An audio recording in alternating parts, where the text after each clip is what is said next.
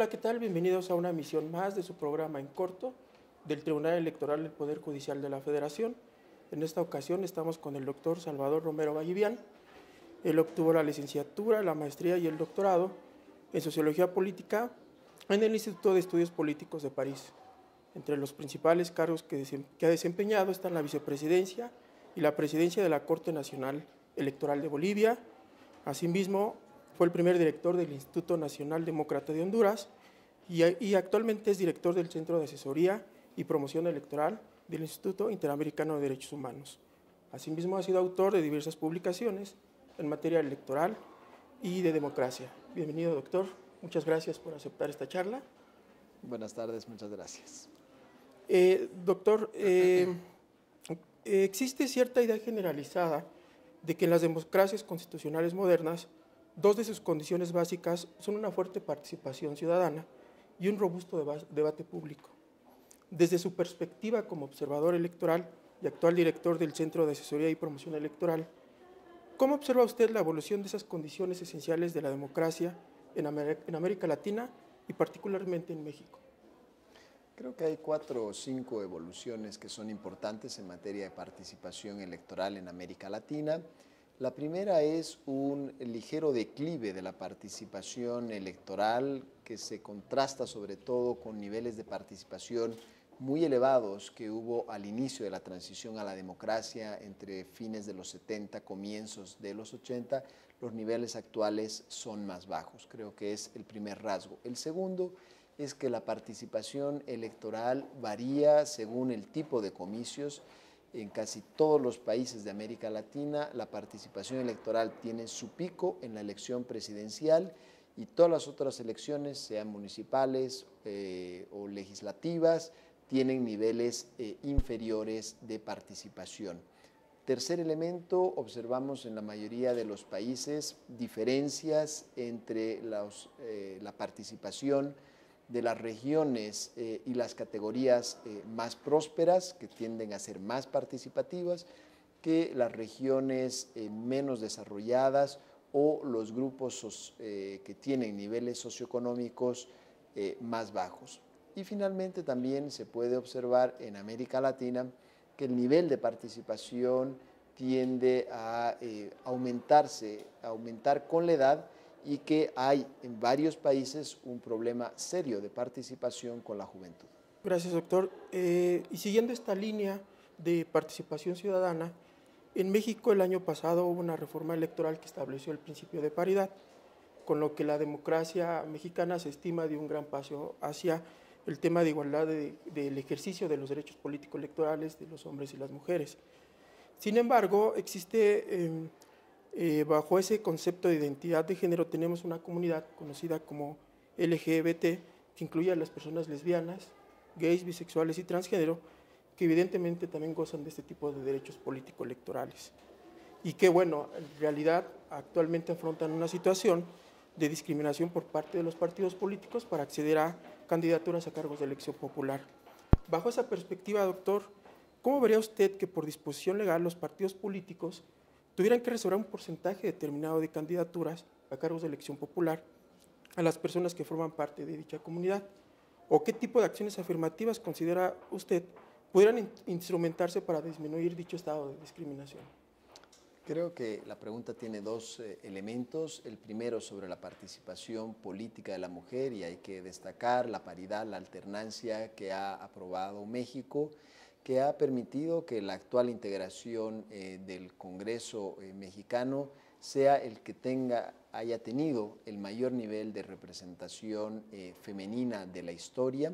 Esta es una evolución que comparte con muchos otros países de América Latina. Hay varios que han introducido el mecanismo de la alternancia y la paridad, y que han logrado tener los congresos con mayor presencia femenina de la historia. De hecho, aunque sin lugar a dudas queda todavía mucho camino por recorrer, América Latina es la segunda región del mundo por el porcentaje de mujeres que están en labores parlamentarias. Únicamente la región escandinava está por delante de América Latina.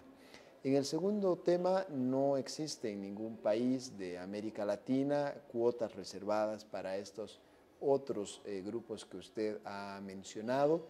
Ahí hay un trabajo importante que no es solamente de los partidos políticos, sino también del conjunto de la sociedad para, en primer lugar, elevar los niveles de inclusión, de tolerancia, de no discriminación hacia estos sectores y luego también, por supuesto, con estos grupos como con los otros sectores de la sociedad, encontrar los mejores mecanismos para promover la participación política, para promover la participación electoral y disminuir los niveles de discriminación que existen en la sociedad. Claro. Por otro lado, doctor, es evidente que la participación democrática se ve condicionada a su vez por diversos factores, siendo uno de ellos el desarrollo económico de una sociedad en particular. En ese sentido, se dice que la pobreza es un factor de discriminación muy importante en las sociedades latinoamericanas en particular, situación que se ha señalado como uno de los grandes pendientes de la democracia. Incluso se dice que además de la corrupción, la exclusión y la pobreza son dos grandes enemigos del sistema democrático. En ese orden de ideas, doctor, ¿comparte usted o compartiría usted la tesis de que una democracia de pobres es una pobre democracia? ¿Cómo observa usted esa relación entre pobreza y democracia? ¿O cómo darle sustancia a la democracia en los países con altos índices de pobreza?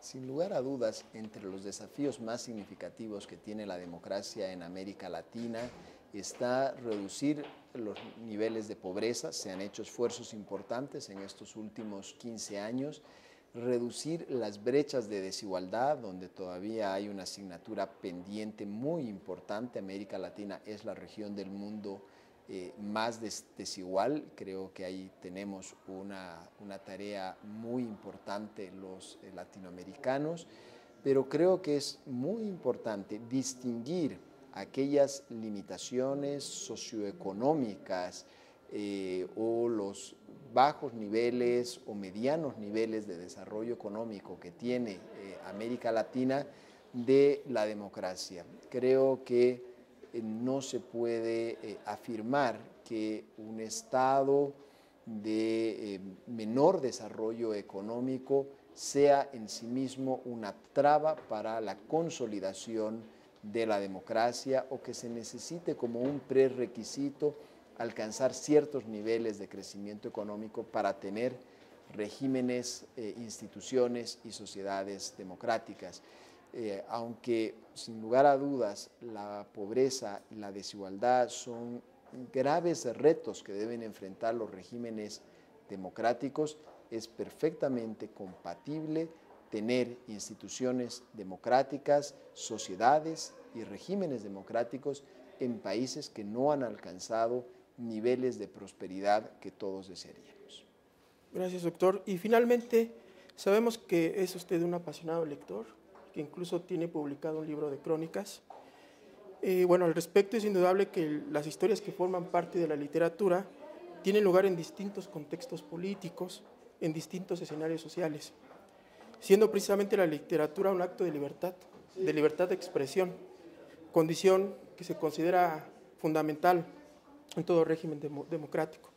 En tal virtud, tomando en cuenta esta simbiosis entre literatura y democracia, ¿qué considera usted habrá hecho primero el hombre? ¿Contar historias o dilucidar sobre la mejor forma de gobernar?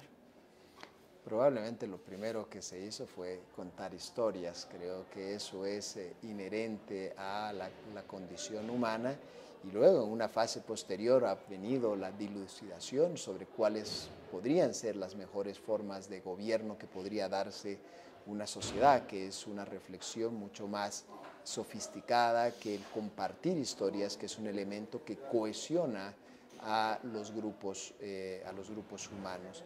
Y aquí simplemente para concluir, efectivamente la democracia es el mejor terreno para el crecimiento de la literatura, de la libre publicación, expresión de las ideas.